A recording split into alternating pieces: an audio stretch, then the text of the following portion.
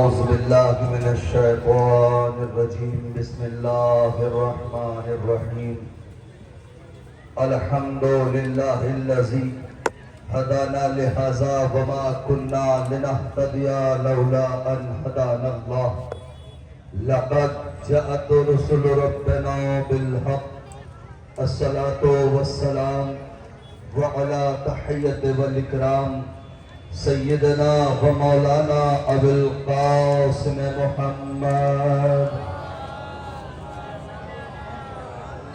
و اہل بیتہ الطیبین الطاہرین المعصومین المظلومین واللعنۃ اللہ علی اعدائہم اجمعین من یومنا ھذا الی قیام یوم الدین اما بعد فقد قال رسول اللہ صلی اللہ علیہ وآلہ وسلم ھذا حسین فاعرفوہ صلوات پڑھیں بر محمد وآل محمد۔ چند باتیں آپ کی خدمت میں اس حدیث مبارکہ کے سلسلے سے کسی کے ذہن میں بیان کرنا ہے۔ زیادہ وقت نہیں لوں گا، 5 سے 10 منٹ کے اندر چونکہ آپ تھکے ہوئے بھی ہیں، شدت دھوپ بھی ہے، گرمی بھی ہے، بس گزارش یہ ہے کہ ان 5-7 منٹ کی تقریر میں آپ پوری طریقے سے متوجہ رہیں۔ پیغمبر اکرم سید المرسلین ارشاد فرما رہے ہیں کہ یہ حسین ہے، اسے پہچانو۔ ھذا حسین فاعرفوہ، یہ حسین ہے، اسے پہچانو۔ عزیزان گرامی قدر، آج دنیا کا ماحول، دنیا کے حالات آپ کو بخوبی معلوم ہے۔ پیغمبر اکرم کی اس حدیث پر جس نے بھی غور کیا اور جس نے عمل کیا اس نے کامیابی حاصل کی۔ پیغمبر اکرم نے کیا فرمایا کہ حسین ہے، اسے پہچانو۔ اب جب تاریخ کے ورق آپ الٹنا شروع کریں گے اور پڑھنا شروع کریں گے تو آپ کو بہت سی تاریخوں میں ایک جملہ یہ بھی ملے گا، خصوصاً ہندوستان کی آزادی کی تاریخ میں، کہ ہمارے راشٹر پتا شری گاندھی جی نے کہا تھا کہ اگر آزادی چاہتے ہو تو حسین کے راستے پر چل کے دکھاؤ۔ حسین کا راستہ وہ راستہ ہے جو تمہیں آزادی کی طرف لے جاتا ہے۔ یہ کہتے ہوئے انہوں نے اپنا سب سے پہلا قافلہ، اپنا سب سے پہلا جو اپنی یاترا آزادی کی جو شروع کی، اس میں امام حسین علیہ السلام سے درس لیتے ہوئے پہلے قافلے میں، پہلی یاترا میں 72 لوگوں کی شمولیت رکھی، جس میں چھوٹے بچے بھی تھے، عورتیں بھی تھیں، جسے آج دانڈی یاترا کے نام سے جانا جاتا ہے۔ جملے پہ غور نہیں کیا، پیغمبر اکرم نے کہا تھا یہ حسین ہے، اسے پہچانو۔ گاندھی جی نے حسین کو پہچانا اور جب پہچانا تو وہ یاترا شروع کی جیسے حسین نے شروع کی تھی۔ گاندھی جی نے بتا دیا کہ حسین کے راستے پر چل کر آگے بڑھو گے تو غلامی کی زنجیر تمہارے پاؤں نہیں جکڑ پائے گی۔ صلوات پڑھے پر محمد و آل محمد۔ توجہ جانے گرامی کا گاندھی جی نے بتایا، اور پھر آپ کے اس راج کی، یو پی کی سب سے پہلی گورنر جنہیں سروجنی نائیڈو کہا جاتا ہے، جب ان کی سوانح حیات پڑھیں گے، ان کی زندگی پڑھیں گے تو انہوں نے اپنے اس منصب پر، اس کرسی پر بیٹھتے ہوئے، گورنری کی کرسی پر بیٹھتے ہوئے انہوں نے کہا تھا کہ حسین صرف مسلمانوں کے نہیں ہے بلکہ حسین پوری انسانیت کے لیے مشعل راہ ہے، پوری انسانیت کے لیے ایک دیپ کی طرح ہے، ایک روشنی کی طرح ہے۔ مجھے پیغمبر کی وہ حدیث آ گئی، ان الحسین مصباح الہدی و سفینۃ النجات، یہ پیغمبر نے فرمایا تھا۔ شاید سروجنی نائیڈو نے پیغمبر کی حدیث پر غور کیا ہوگا کہ پیغمبر نے کہا ہے میرا حسین ہدایت کا چراغ ہے، اسی لیے سروجنی نائیڈو نے کہا کہ یہ دنیا کے مسلمان حسین کو اکیلا اپنے لیے نہ سمجھے بلکہ انسانیت کے لیے وہ چراغ ہے، وہ روشنی ہے جن پر عمل کر کے آج ساری دنیا آزادی کے نغمے گا رہی ہے، آج ساری دنیا آزادی کے نغمے گا رہی ہے۔ یہی وجہ تھی ازانی گرامی کا ہندوستان کے بڑے بڑے بدوانوں نے اس پر غور کیا ہے، امام حسین کی زندگی پر، रविंद्र नाथ टैगोर, इन्होंने भी अपनी जिंदगी में अपने बयान में लिखा कि इमाम हुसैन की वो जिंदगी है, अगर हम आप उनके रास्ते पर चले तो ये तो मुमकिन है कि सर कटाना पड़े, लेकिन सर झुकाना नहीं पड़ेगा। आपने गौर ही नहीं किया जाने के अभी तक क्या कहा कि सर तो कटाना पड़ सकता है लेकिन सर झुकाना नहीं पड़ेगा। आज दुनिया देख रही है हुसैन के इसी रास्ते पर चलकर सारी दुनिया, अरे जिस अमेरिका की गुलाम बनी हुई है वही खामनाई ने चल के दिखाया, वही खामनाई ने चल के दिखाया है कि हुसैन का रास्ता तो है कि सर तन से जुदा हो सकता है लेकिन झुकाया नहीं जा सकता। लब्बैक या हुसैन, ऐसे नहीं। अल्लाहू अकबर।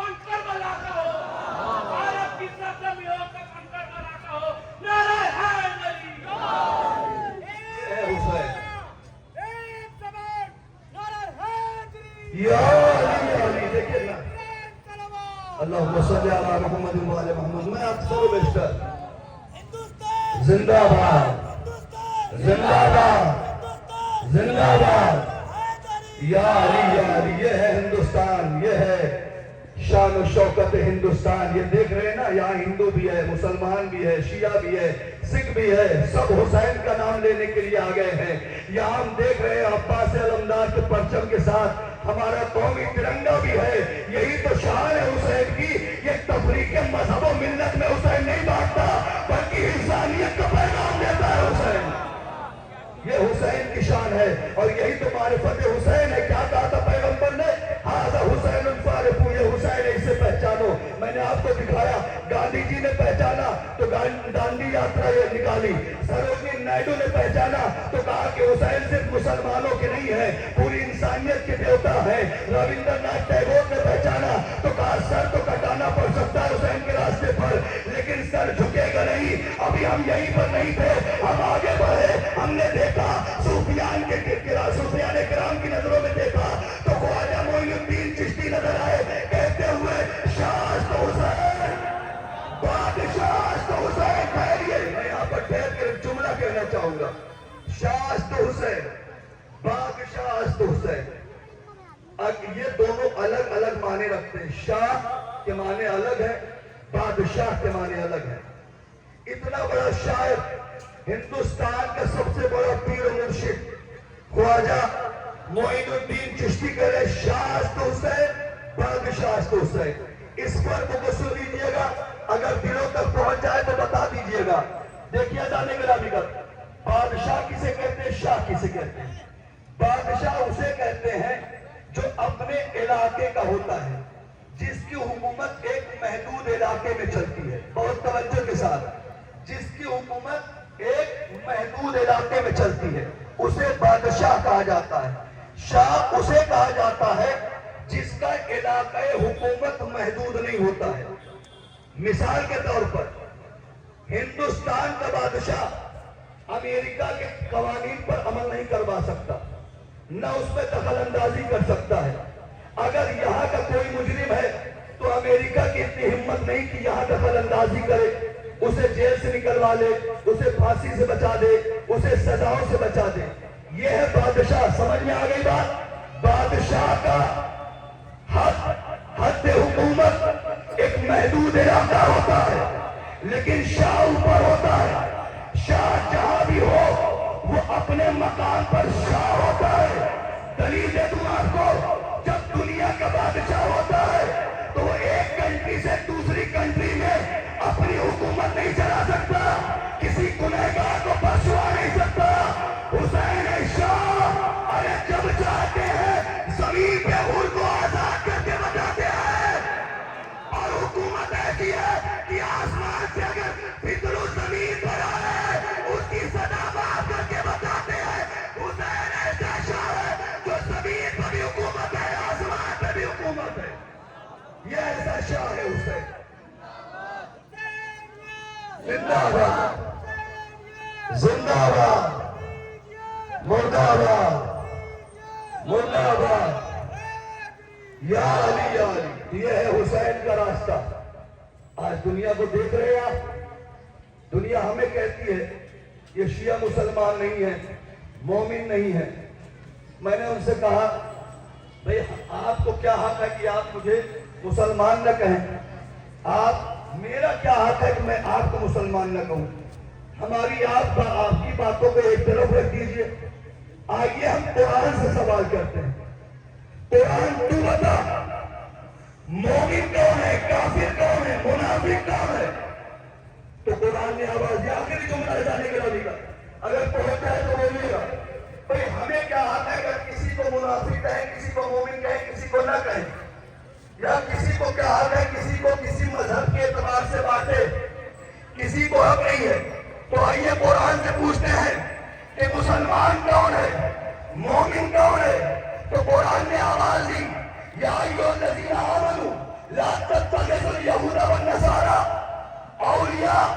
اے ایمان والو, پہلا جملہ ہی آ گیا, اے ایمان والو یہود و نصارہ کو اپنا سرپرستانہ دوست نہ بناؤ. اے دنیا کے مسلمانوں, قرآن پڑھنے والوں, قرآن کا حافظہ رکھنے والوں, ہمیں اس قرآن کی آیت کا مطلب تو سمجھاؤ. تو ادھر سے قاری صاحب آئے, اے مولانا نہیں سمجھے, یہ قرآن کی آیت کہہ رہی ہے جو یہود و نصارہ کو اپنا سرپرست بنائے وہ مسلمان نہیں ہے, وہ مومن نہیں ہے. میں نے کہا اس کا مطلب یہ ہے کہ کھاڑی کے دیشوں میں صرف ایران مسلمان نظر آ رہا ہے, صرف ایران مسلمان نظر آ رہا ہے. کہنے لگے کیسے؟ میں نے کہا غور کرو, ذرا غور تو کرو, یہ بتاؤ سعودیہ پہ حکومت کس کی ہے؟ کہا مسلمان کی. میں نے کہا دکھاؤ. سعودیہ پہ حکومت امریکہ کی, دبئی پہ حکومت امریکہ کی, ترکی پہ حکومت امریکہ کی, کویت پہ حکومت امریکہ کی. اور قرآن کہہ رہا ہے یہود و نصارہ کو اپنا سرپرست نہ بناؤ. بھائی سرپرست نہ بناؤ, یہ قرآن کہہ رہا ہے. قرآن کی ہدایت کو سامنے رکھنے کے بعد نتیجہ یہی نکل کے آتا ہے کہ ساری دنیا امریکہ جیسے کہ غلام ہے, ایران اکیلا ایسا بادشاہ ہے جو غلامی کی زنجیر کو توڑ رہا ہے. سب مل کے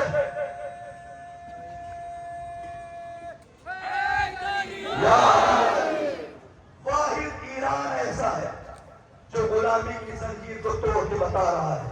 آیت اللہ خامنائی نے دکھایا کہ دیکھو, میں اس بات سے جوڑ دوں اس بات کو, رابندر ناتھ ٹیگور نے کیا کہا تھا کہ حسین کے راستے پر چلنے سے سر تو کر سکتا ہے, جھک نہیں سکتا. آیت اللہ خامنائی نے اس کام کو کر کے دکھایا کہ اپنی زندگی قربان کر دی اسلام کو بچانے کے لیے, لیکن سر نہ جھکایا. یہ کہاں سے سیکھا؟ یہ کربلا سے سیکھا. یہ کہاں سے سیکھا؟ غلامی جناب عباس سے سیکھا. یہی تو کہا کرتے تھے آیت اللہ خامنائی کہ میری زندگی امام حسین کے جیسی نہیں ہے بلکہ حسین کے غلاموں جیسی ہے. میں تو یہ دعا کرتا ہوں پروردگار مجھے شہادت نصیب فرما ایسے جیسے تیرے رقاب میں تیرے غلاموں نے شہادت دی ہے. بس اللہ تعالیٰ نے مزدور کربلا تو جملے مسائل کو پڑھنا چاہوں گا. تصور شرط ہے آج کی یہ تاریخ اور آج کے یہ مناظر جو آپ کے سامنے ہیں, مخدرات, عصمت و طہارت, نبی ذاتیاں کل تک قید خانے میں مشقت کے ساتھ زندگی گزار رہی تھی. ایک وقت وہ آیا کہ حاکم نے رہائی کی خبر سنائی. جناب سید سجاد نے سوال کیا, शहजादी ज़ैनब से पूछी, अम्मा हाकिम ने हमें रिहा कर दिया है और वो कहता है चाहे तो आप यहाँ रहें चाहे मदीने चली जाए। शहजादी ज़ैनब मकाम ने फरमाया, मेरे लाल सैयद सज्जार उससे कहो कि मेरे लिए एक मकान खाली करे जहाँ मैं अपने भैया की फर्श अज़ा बिछाऊंगी। अज़ादारों, आप मुसलसल 68 दिनों से 2 महीने 8 दिनों से मुसलसल नौखानी उसी नजरी कर रहे हैं। बड़ा एहतराम किया है आपने जुलूस अज़ा का। आप बैठे बैठे थक गए, मातम करते करते थक गए, लेकिन आओ जिंदाने शाम की उस 4 साल की बच्ची से सवाल करते हैं, बीबी क्या आप रोते रोते थक गई? तो आवाज यही आएगी, नहीं मैं अपने पापा को रोते रोते नहीं थक गई, बल्कि जालिम जब भी हम रोना चाहते जालिम हमें तमाचे मारता है। आज हमें कोई रोने पे पहरा नहीं है अज़ादारों। यही मंजर था मदीने का। जब ये काफिला वापस हुआ ना तो दरे मदीना पर काफिले को सैयद सज्जाद ने रोका और बशीर बिन जदलन को आवाज दी, बशीर तेरी आवाज भी अच्छी है, तू अशार भी लिख देता है, अशार पढ़ता भी है।